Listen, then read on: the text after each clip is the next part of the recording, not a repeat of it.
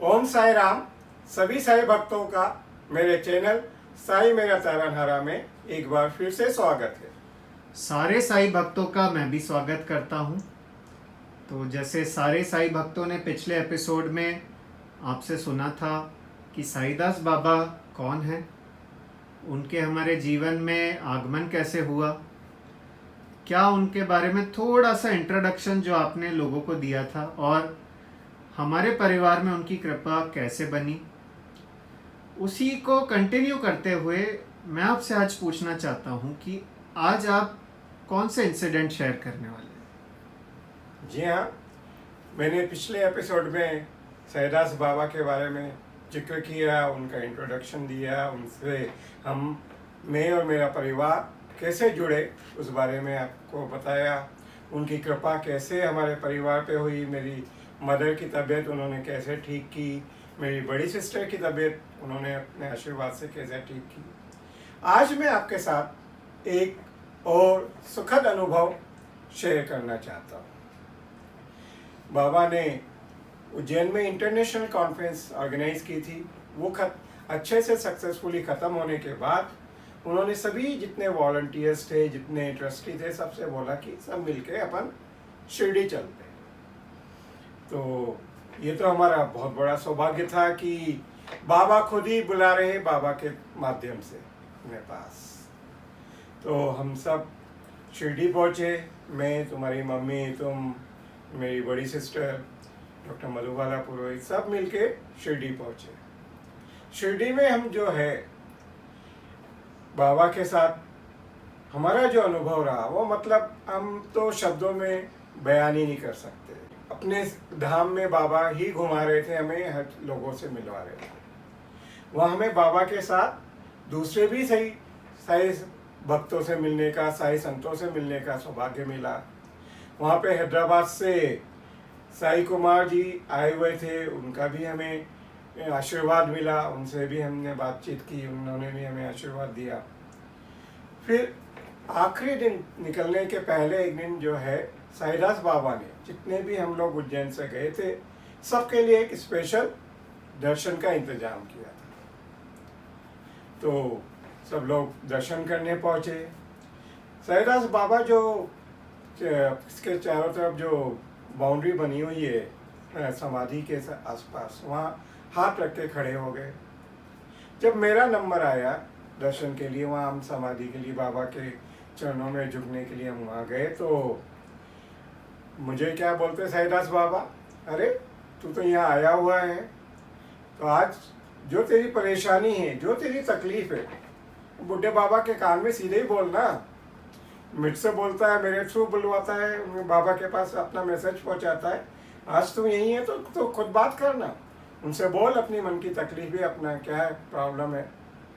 तो मैंने बाबा से अपनी तकलीफ़ों के बारे में बताया। मैं क्या आपको बताना चाहता था कि मैंने शिरडी जाने के कुछ दिन पहले साईदास बाबा से अपनी अरदास की थी कि बाबा, मेरा जो एम्प्लॉयर है उसके पास मेरा काफ़ी जो है पैसा फंसा हुआ है, वो मेरा पैसा दे नहीं रहा है, मेरी सैलरी का एक पार्ट जो है उसने काफ़ी दबा के रख रखा है।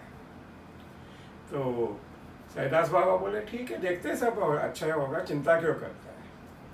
तो जब मैंने ये अपनी जो प्रॉब्लम है वापस शिरडी में बाबा के सामने बोली, बाबा को अपनी परेशानियां बताई, तो सब कुछ दर्शन करके हम वापस आ गए। फिर हम इंदौर आए। फिर मैंने वहाँ से, उस समय मैं छुट्टी में था क्योंकि कॉन्फ्रेंस के लिए मैंने छुट्टी ली थी। वापस जब मैंने अपनी ड्यूटी ज्वाइन की, तो एक वीक के अंदर मुझे जो मेरा पैसा फंसा हुआ था उसका एक पोर्शन जो है, वो जो पोर्शन वो भी काफ़ी अच्छा अमाउंट था, वो मुझे उन्होंने दे दिया। तो बाबा का आशीर्वाद मुझे मिल गया। मेरा जो पैसा फंसा हुआ था, काफ़ी कुछ उसका अमाउंट मुझे मिल गया। ऐसे ही एक बार मेरे साथ यही हुआ था प्रॉब्लम कि मेरा पैसा के बारे में मैं बहुत परेशान था। तो मैंने साईदास बाबा से बोला था कि बाबा, ऐसी ऐसी प्रॉब्लम है, मेरा पैसा नहीं मिल रहा है। तो उन्होंने कहा कि चिंता मत कर, सब अच्छा होगा। फिर उन्होंने मुझे एक विभूति बना के दी एक पुड़िया में, और बोला कि इसे है ना तो एक तावीज में अंदर रख के इसको अपने या तो कमर में बांध लो या अपने हाथ में बांध लो। तो वो तावीज मैंने पहना, तो 1 महीने के अंदर उस समय भी मुझे एक पोर्शन अपना जो पैसा फंसा हुआ था उसका मिल गया। तो बाबा के आशीर्वाद से मेरी फाइनेंशियल प्रॉब्लम भी काफ़ी हद तक सॉल्व हुई थी। हमारी स्पिरिचुअल जर्नी तो आगे बढ़ी ही, और बाबा के साथ जो अनुभव हमारा शिरडी का है वो तो मतलब हम कभी बयान ही नहीं कर सकते, शब्दों में हम बता ही नहीं सकते। और मैं आपको बता दूं कि जब हम शिरडी में मतलब दर्शन करने जाते थे, कभी हम अंदर से दर्शन करते, कभी मुख दर्शन करते, कभी खिड़की के बाहर से दर्शन करते, तो मैं आपको अपना अनुभव बताऊं कि मैं जिस तरह से देखता था बाबा को, ऐसा लगता बाबा की मुंह मेरी तरफ घुमा हुआ मिलता था। ये तो चमत्कार ही है कि बाबा जिधर मैं बाबा ये कहना चाहते थे, तू कहीं भी जा, कहीं भी रहे, मेरी नज़र तेरे ऊपर हमेशा रहेगी, मेरा आशीर्वाद तेरे साथ हमेशा बना रहे। ये ऐसे अनुभव हैं जो कि लोगों को मिल नहीं पाते। एक तो संतों के साथ घूमना, संत ही संत के पास ले जाएं, ये रस जीवन का हर कोई चख नहीं पाता। ये अनुभव लोगों को बिल्कुल प्राप्त होता नहीं है। और ये आपकी बहुत क्या बताऊं, इतनी अच्छी बात आपके साथ हो गई कि आपको सारे संत जनों के साथ मिलने का, उनके साथ रहने का, उनके सानिध्य में बातों को जानने का अवसर मिला, और आप स्पिरिचुअलिटी के पथ पे और आगे अग्रसर होते रहे। जैसे कि आपने बताया कि बाबा की कुछ मतलब जो आपने अपनी परेशानियां बताई उनसे, और उसके बाद आपको पेमेंट भी मिला जो कि काफ़ी बड़ा अमाउंट था। हम भी जानते हैं कि बड़ी प्रॉब्लम थी, उस वजह से आपने ये अनुभव सुनाया। इसके अलावा आप कुछ और आज बताने वाले हैं?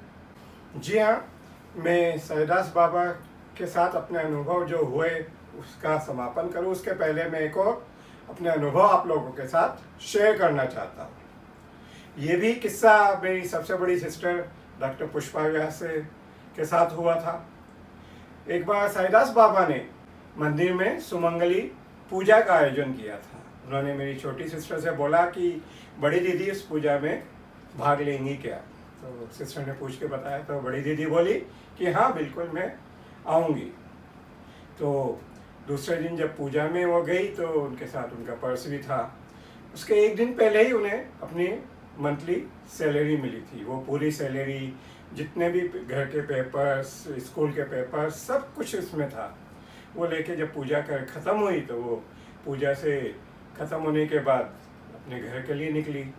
जब वो घर के पास पहुंचने वाली थी तो वहीं कॉर्नर पे उनका पर्स गिर गया। उन्हें बिल्कुल मालूम नहीं पड़ा। वो जो पर्स जब गिरा तो वो सब्जी वाली ने देखा कि मैडम का पर्स गिर गया है। तो सब्जी वाली जो है दीदी को जानती थी, क्योंकि रोज़ दीदी वहाँ अपने बेटे को स्कूल के लिए बस में छोड़ने के लिए स्कूटर से आती थी। तो उन्होंने पर्स उठा लिया। मेरी दीदी तो घर के लिए आ गई, घर पे आई। जब उन्होंने ताला खोलने के लिए पर्स ढूंढा तो उन्हें पर्स दिखाई नहीं दिया। उन्होंने कहा कि मेरा पर्स तो कहीं गिर गया। उन्हें समझ नहीं आया कहाँ गिरा होगा। तो बिल्कुल घबरा गई कि क्या होगा। उसमें सब कुछ था, घर की चाबियाँ थी, स्कूल की चाबियाँ थी, स्कूल के से रिलेटेड जितने पेपर्स थे सब थे, पासबुक थी, चेकबुक थी, और पूरी महीने की सैलरी तो थी, जो काफ़ी अच्छा अमाउंट था।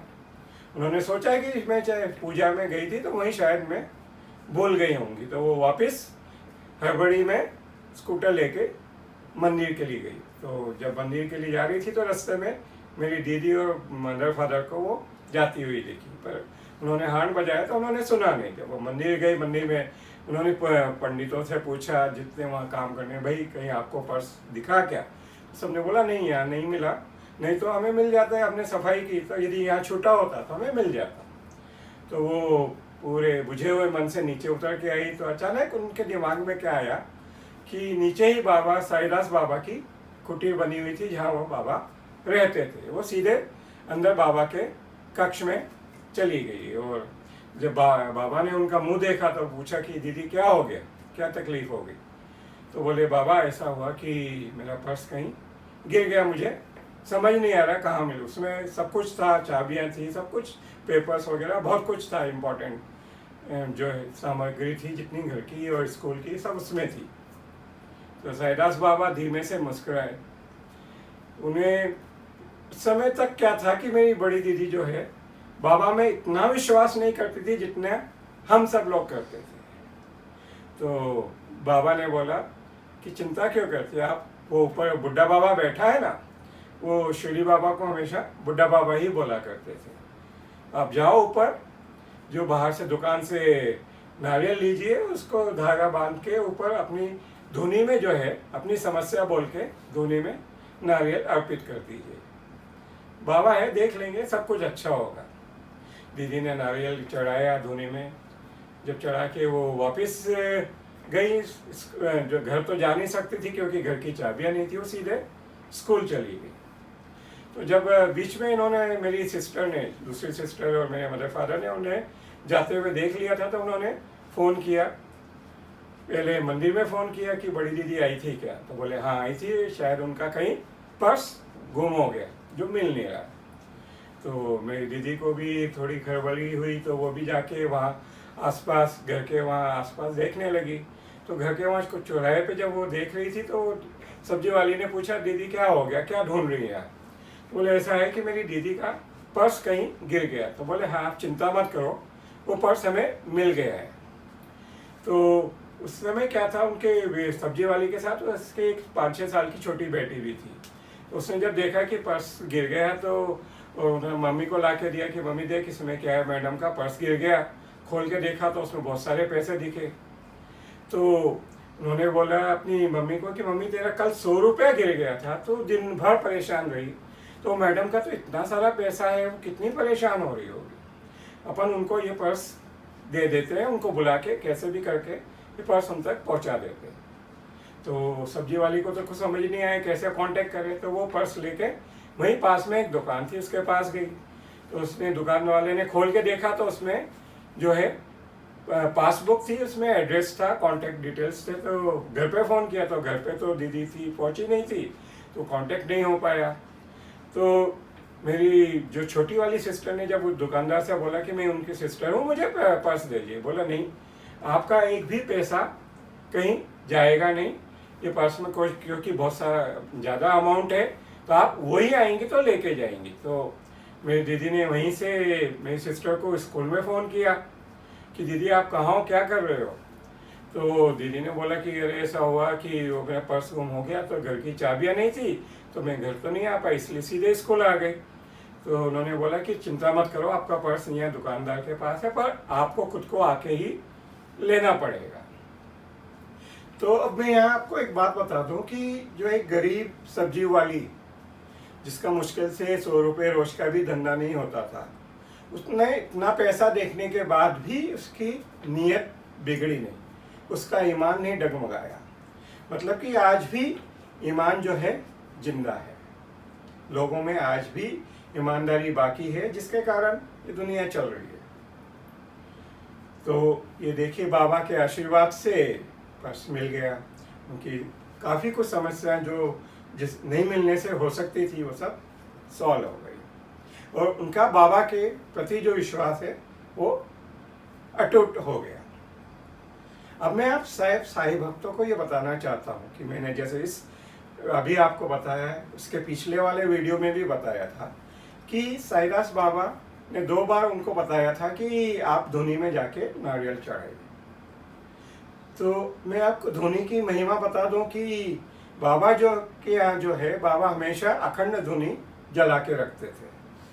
वो बोलते थे कि इस धुनी में जो है जितने दुनिया के कष्ट हैं, जितने मेरे भक्तों के कष्ट हैं, सब जल के भस्म हो जाते हैं। और ये धुनी ये इंडिकेट करती है कि अंत में आपको भी, इंसान को भी राख में तब्दील होना है। तो बाबा इसलिए धुनी की जो राख है वो उदी स्वरूप प्रसाद सबको देते थे। तो आपको यदि सभी किसी भी भक्त को कोई भी प्रॉब्लम हो तो बाबा से आप मुराद मांगिए और उनको अपनी अपनी जो मनोकामना है बताते हुए धुनी में नारियल चढ़ा दीजिए।